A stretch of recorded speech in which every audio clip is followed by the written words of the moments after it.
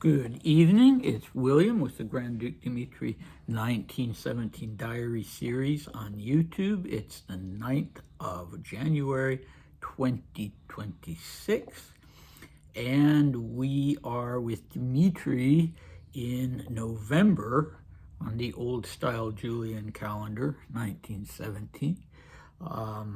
So, what did we talk about last time? Well, Dmitri had been invited to go on a hunt with some of the Swedish gendarmes and a couple of his Russian friends out to the desert to hunt onagers, wild asses, or donkeys. And that was supposed to take place on the 9th, which was coming up. So, for instance, today we're up to the 2nd of November. So we'll be hearing more about that. And then we heard a little more about poor Lady Marling being just over the hill and having a midlife crisis at the age of 35, according to Dmitri. All right, so today our topic is one that is difficult for me from a translation perspective, or one of our topics, because we're going to be doing 2 diary entries, and that topic is Polo, because I know absolutely nothing about it, and I haven't researched it. It was important to Dmitri in a sort of, I don't know, mild way, not a passion, but he always played. He played in Russia, mostly with English players. That was how he got to know a lot of the friends that he would be seeing again when he arrived in England in 1918. And yeah, he would play when he was living in France later on. In fact, the photo that I've used for the thumbnail of him in, well, you can't see it, it's actually a full-length photo. Him with a polo mallet and in his gear, and that was taken in 1927. So you can only see basically that he's wearing a polo shirt, unfortunately. So yeah, he was always involved. But I don't have the vocabulary for it. And so that makes it extra difficult to make out the words that he's writing. His handwriting is always a challenge, but when they're words that you have no basis for understanding, then that makes it even more challenging. So there's one line in the diary entry of Friday, the 3rd of November, that I've just excised because it has 3 blanks in it. And so, yeah, so I'll read that to you now with the blanks, and you can see why I'm just taking it out, because, it makes the reading not at all smooth. Okay, so it goes to begin with, comma, blank, a big square, not blank, comma, and the ball, blank, quite correctly. So that's it, and I'm just going to skip it when I do the reading. Okay, so we're starting out with Thursday, the 2nd of November, and here we go. That day was almost identical to the day before, with the only difference being that I played tennis in the afternoon and dined at the Yevrenovs. Etter was there, of course, and Model. We played tennis in the evening. I was terribly upset with Etter because he knew all along from his brother Alexander in Kislovodsk about the anticipated arrival there of Maria, and completely forgot to tell me about it, not thinking, of course, that such news would be of great interest to me, exclamation point. But then poor Nikolai Sevastyanovich was very much abashed and apologized profusely.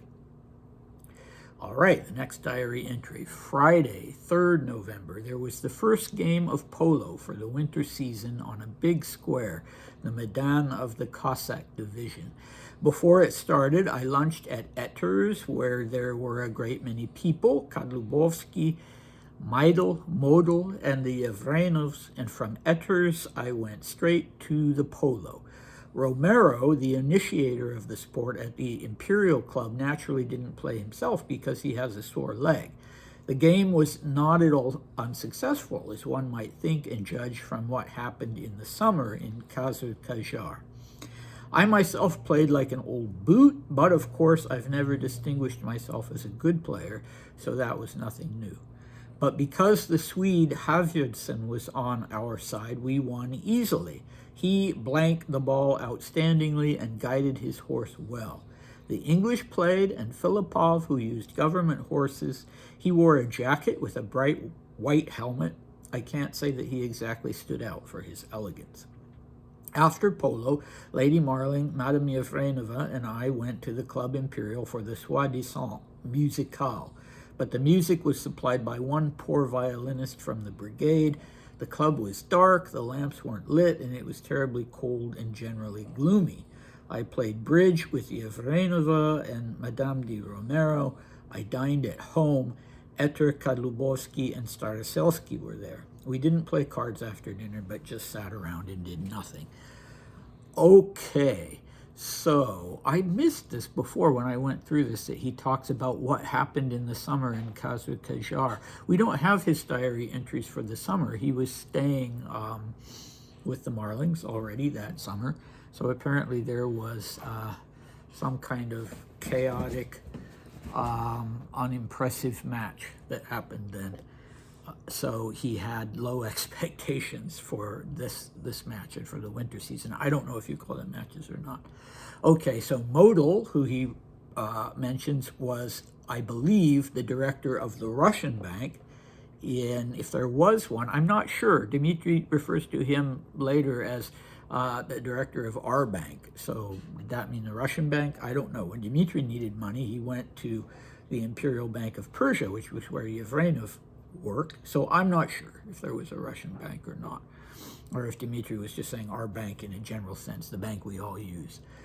Okay, reading between the lines of what happened with Etter. So this is a reference to Maria's arrival, or she was en route to Kislovodsk, which is in the Caucasus, and Grand Duchess Maria Pavlovna the Elder was there. So Maria and her husband, Prince Putyatin, were going there, and Dmitri was excited when he got that news. He mentioned it earlier in the long diary entry, but But Etter did not give it to him, that news, in a timely way. Etter's brother was attached to Grand Duchess Maria Pavlovna the Elder. That's my dog.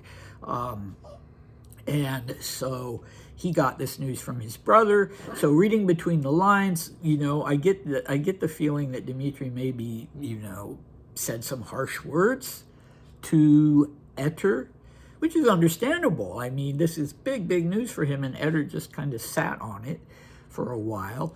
But I think that's why he then switches to saying, poor Nikolai Semyonovich was very much abashed and apologized profusely. I think maybe he said some unkind things or raised his voice and felt bad about it. And this is why, instead of calling Etter as usual, Etter, he suddenly refers to him as Nikolai Semyonovich, which was much more respectful. That was the formal, respectful way to refer to someone. And, Dmitri was kind of a hothead, but this seems to me very typical of him. If he loses his temper, he feels really bad about it later. In fact, when he was a kid, he would just be so horrified that he'd lost his temper. Once even with Nicholas II in 1914, if any of you have read his letters to Nicholas II in 1914, and he talks about having lashed out at Nicholas himself and then feeling really badly about it. Anyway, what else do we have? So now we go on to the polo. We see that Dmitri is already on a team. Maybe he was in the summer as well. Interesting that he says that he's not a good player. When it came to sports, Dmitri loved sports, but he didn't sort of puff himself up. He always admitted, I'm not a good golf player, I'm not a good polo player.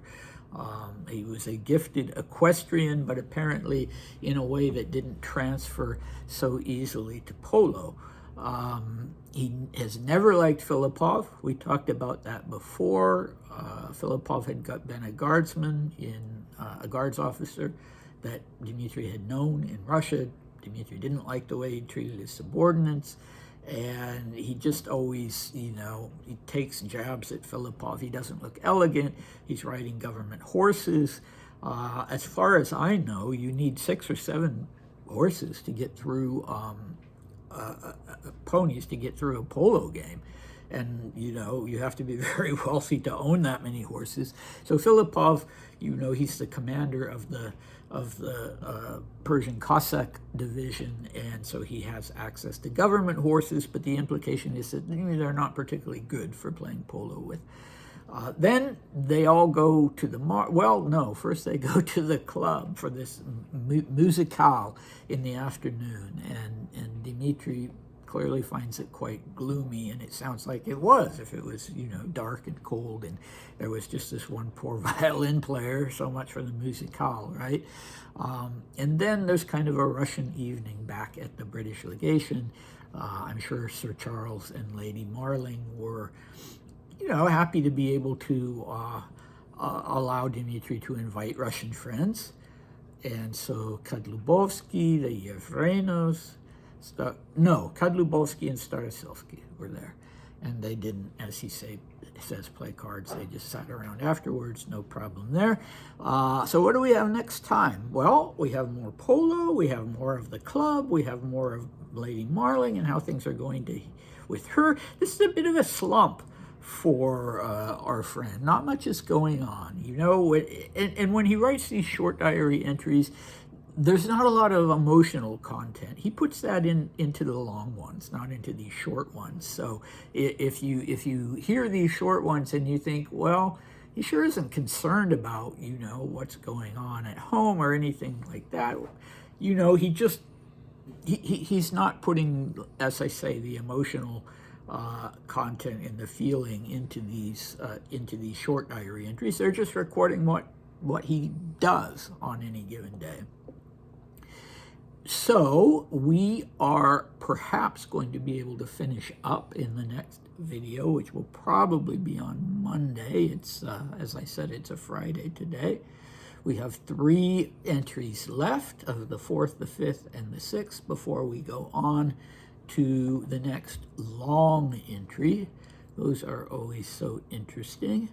So I hope you will come back and we'll see this week, Dimitri's week, that is, and dive into the next event-filled long entry. All right, have a good weekend. Bye.